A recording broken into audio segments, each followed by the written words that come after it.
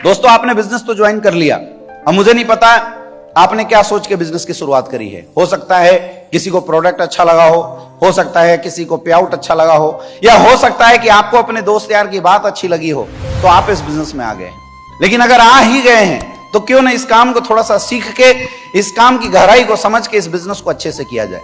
Generally जब भी हम इस बिजनेस में आते हैं तो हमारे धंधे में अलग अलग प्रोफेशन के लोग आते हैं। जब एक डॉक्टर हमारे प्रोफेशन में आता है तो ये सोचता है कि हाँ, अगर हमने आज बिजनेस की शुरुआत कर दी तो कल अगले दिन से लाइन लगा के लोगों की हमारे पास लाइन लग जानी चाहिए, लोग आने चाहिए और हमारे प्रोडक्ट लेके जाने चाहिए, जबकि ऐसा होता नहीं है। एक इंजीनियर हमारे साथ ज्वाइन होता है, वो ये सोचता है कि अगर मैंने बिजनेस की शुरुआत कर दी है तो अब 30 दिन तक अगर मैं यहाँ पे काम कर लूंगा तो महीने के लास्ट में 50,000 60,000 मेरी इनकम आ जानी चाहिए, जबकि ऐसा होता नहीं है। एक वकील वैसे ही सोचता है, एक टीचर ये सोचता है कि अगर हमने बिजनेस की शुरुआत कर ली है तो कल से हमें स्टेज पे खड़ा होकर अपने लोगों को सिखा देना है, लोग हमारे काम करेंगे, हमारे घर में बैठे बैठे पैसे आ जाएंगे, जबकि ऐसा कुछ होता नहीं है।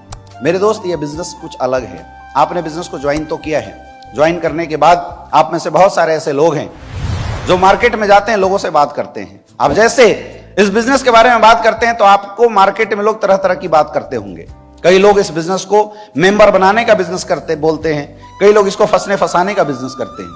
जब लोगों से बात की जाती है तो तरह तरह के लोग आपको तरह तरह की बातें बोलना शुरू कर देते हैं, आपको समझाना शुरू कर देते हैं।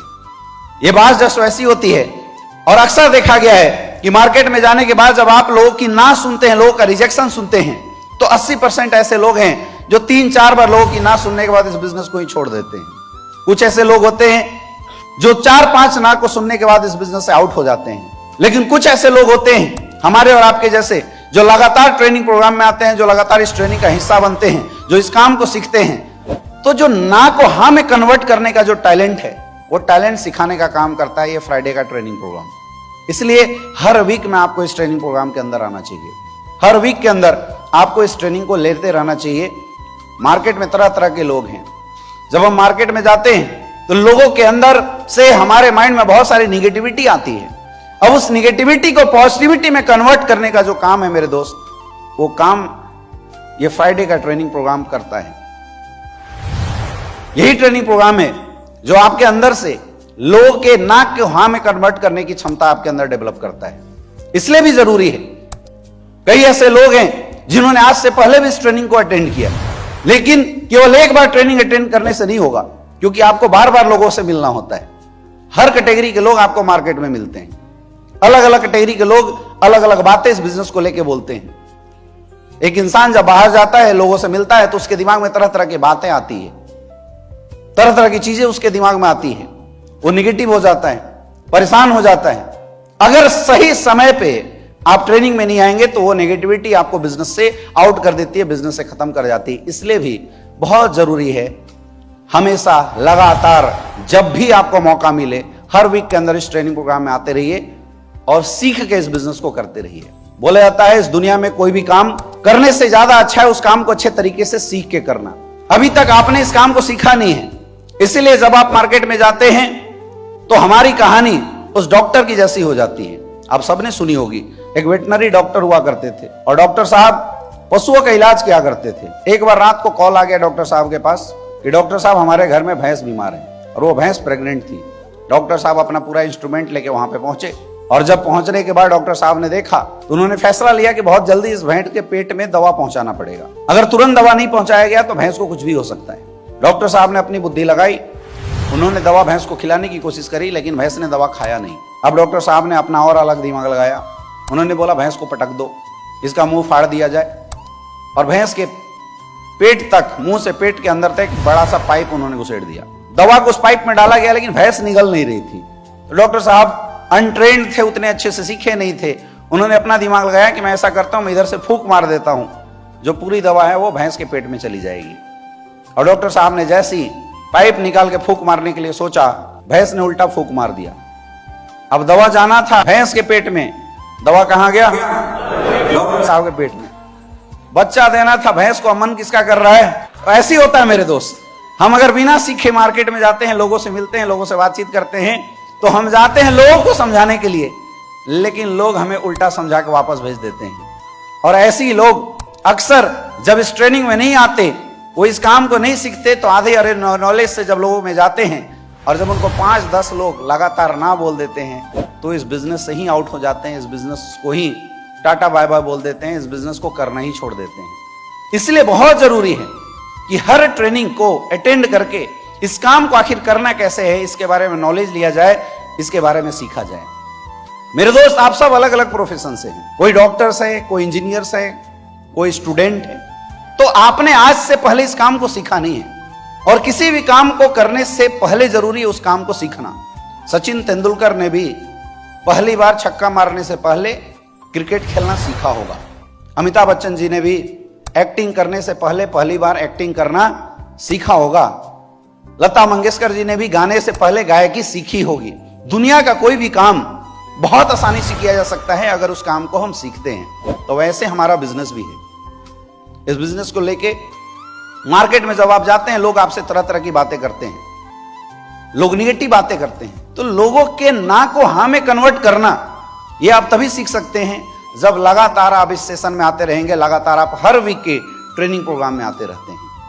2-4 ट्रेनिंग में आने से नहीं होगा मेरे दोस्त, बार बार आपको इस ट्रेनिंग प्रोग्राम में आना पड़ेगा, क्योंकि हर बार जब आप आएंगे एक नई बातें आपको सीखने का मौका मिलेगा, एक नई चीजें आपको सीखने का मौका मिलेगा, और लगातार आपके दिमाग में जो इस बिजनेस रिलेटेड डाउट्स होते हैं, जो क्वेश्चंस होते हैं, जो समस्याएं होती हैं, इस ट्रेनिंग के माध्यम से आपकी धीरे धीरे खत्म होती चली जाएगी, और आपको पता ही नहीं चलेगा कि कब आप वहां से निकल के स्टेज पर लाके लोगों को ट्रेनिंग करने लगेंगे। इसलिए जरूरी है हर वीक में इस ट्रेनिंग प्रोग्राम को अटेंड करना।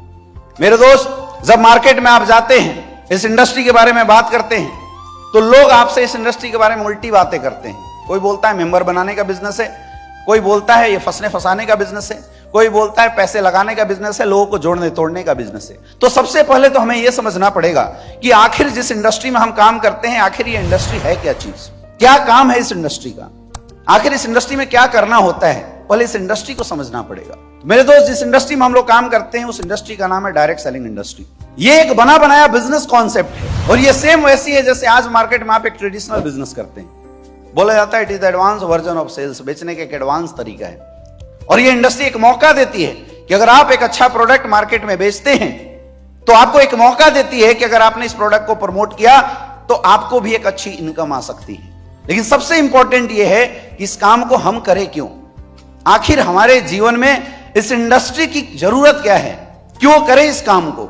बोला जाता है किसी भी काम को कैसे करना है इसको समझने से ज्यादा इंपॉर्टेंट है उस काम को क्यों करना यह समझना।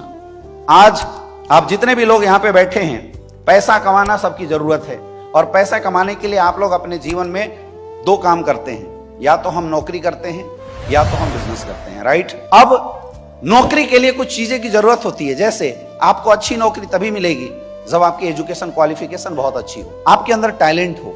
लेकिन मेरे दोस्त, आज हालात, सिचुएशन और कंडीशन ऐसी बनी हुई है कि आज हर साल 1 करोड़ से ज्यादा लोग मार्केट में ग्रेजुएट होकर आते हैं, लेकिन सरकारी और प्राइवेट दोनों सेक्टर को भी मिला दिया जाए तो मात्र 27% की एम्प्लॉयमेंट रेशियो है। यानी हर साल करीब 70 लाख से ज्यादा लोग बेरोजगार हो रहे हैं। क्यों?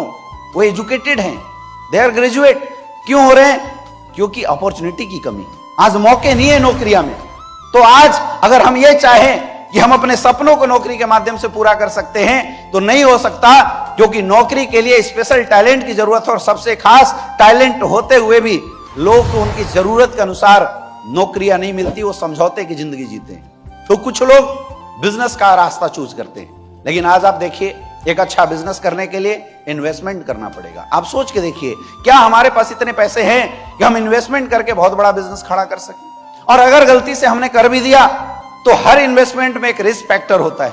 अब आप सोचिए, अगर हमने लोन लेके, कर्जे लेके, गहने गिरवी रख के किसी तरीके से अगर कोई बिजनेस की शुरुआत कर भी दी, किसी कारणवश अगर वो धंधा नहीं चला तो क्या होगा हमारा, ये भी सोचने की जरूरत है। आज दुनिया में कोई भी बिजनेस कीजिए, गला काट प्रतिस्पर्धा है। आज हालात ऐसी है कि अगर 2 भाइयों ने एक दूसरे के बगल में जूते का शोरूम खोल दिया है तो पहला भाई कभी नहीं चाहेगा कि कस्टमर मेरा दुकान छोड़ के उसके दुकान में जाए। इतनी कला काट प्रतिस्पर्धा बनी हुई है। अगर आप कोई नया बिजनेस शुरू करते हैं तो उस बिजनेस को चलाने के लिए आपको समय देना पड़ता है, और बिजनेस वर्ल्ड में आप आगे तभी बढ़ सकते हैं जब आपके पास स्पेशल टैलेंट है।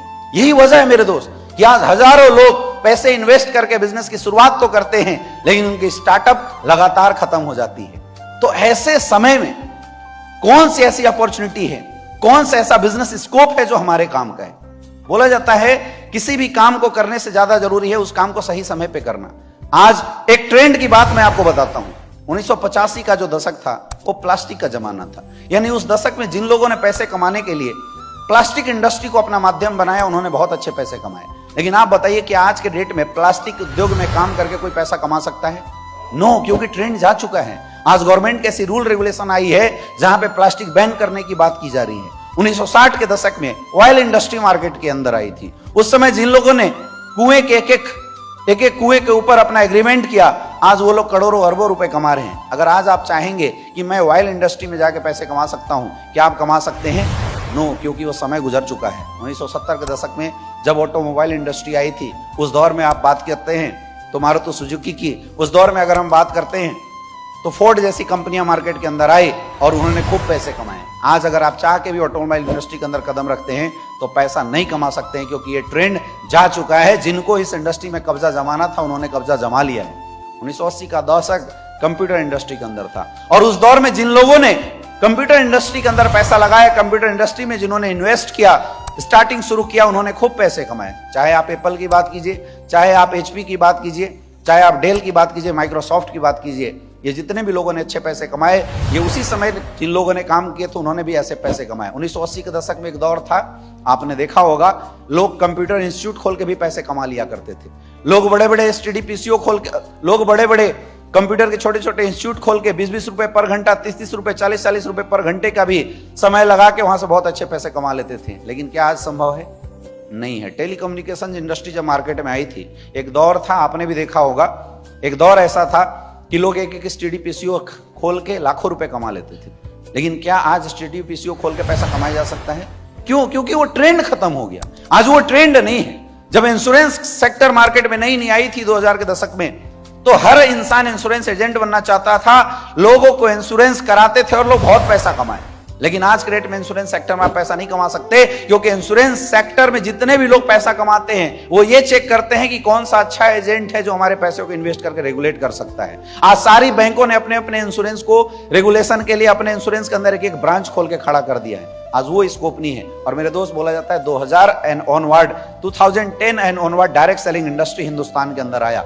2016 में जब इस इंडस्ट्री की गाइडलाइंस आई, 2021-22 में जब इस इंडस्ट्री के रूल्स आए हैं, तो आज ये इंडस्ट्री हिंदुस्तान का सबसे करंट ट्रेंड बना हुआ है। और ये केवल नॉर्मल बात नहीं है। मैं आपको एक छोटा सा डाटा दिखाता हूं।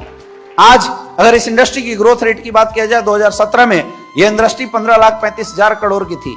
2019 में 18,20,000 करोड़ की इंडस्ट्री थी। और आज 2021 ऑनवर्ड कोविड के समय में 19,20,000 करोड़ की इंडस्ट्री खड़ी हो गई। अकेले अगर मैं हिंदुस्तान की बात करूं तो आज इंडस्ट्री जहां 2017 में 10,551 करोड़ की थी, आज 2021 तक ये इंडस्ट्री 24,000 करोड़ की हो चुकी है। और मेरे दोस्त, KPMG का एक डाटा बताता है कि डायरेक्ट सेलिंग इंडस्ट्री 2025 तक 65,450 करोड़ की इंडस्ट्री होने लगी। एक बार सोच के देखिए, जब ये इंडस्ट्री 65,450 करोड़ की होगी तो इस इंडस्ट्री में काम करने वाले लोग कितने बड़े लेवल पे जाएंगे।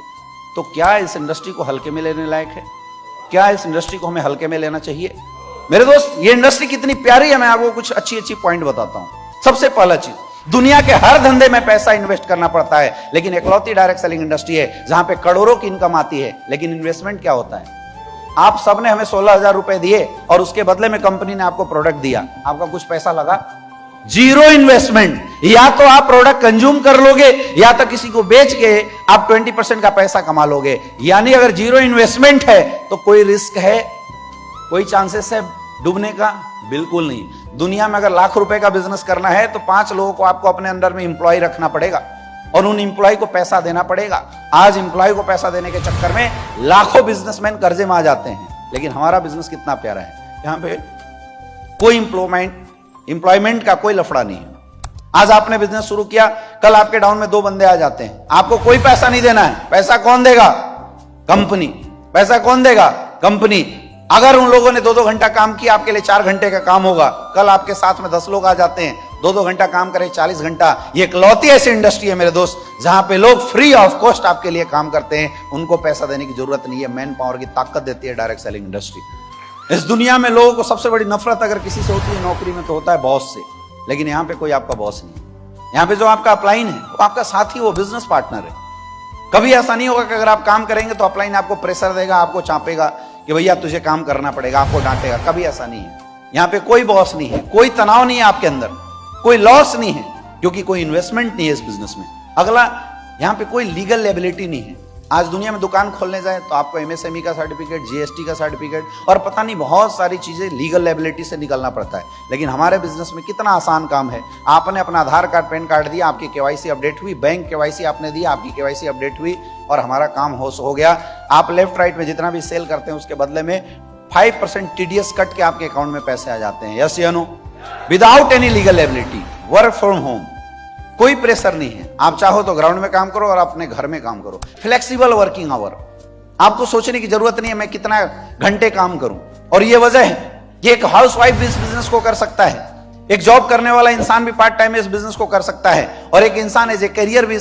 आपकी मर्जी आप कितने घंटे काम करो, कोई प्रेशर नहीं है। फ्लेक्सिबल वर्किंग आवर इस बिजनेस के अंदर है। Time compounding through duplication. आप इस बिजनेस में बोला जाता है पैसे कमाने का एक ही फॉर्मूला है, time is directly proportional to money. जो इंसान जितना ज्यादा घंटे काम करेगा उसके लिए उतना ज्यादा पैसे आएंगे। लेकिन लोगों का टाइम खरीदने के लिए हमें पैसा खर्च करना पड़ता है। ये इकलौती ऐसी इंडस्ट्री है जहां पे विदाउट एनी इन्वेस्टमेंट, बिना पैसे खर्च किए आप लोगों का समय खरीद सकते हैं।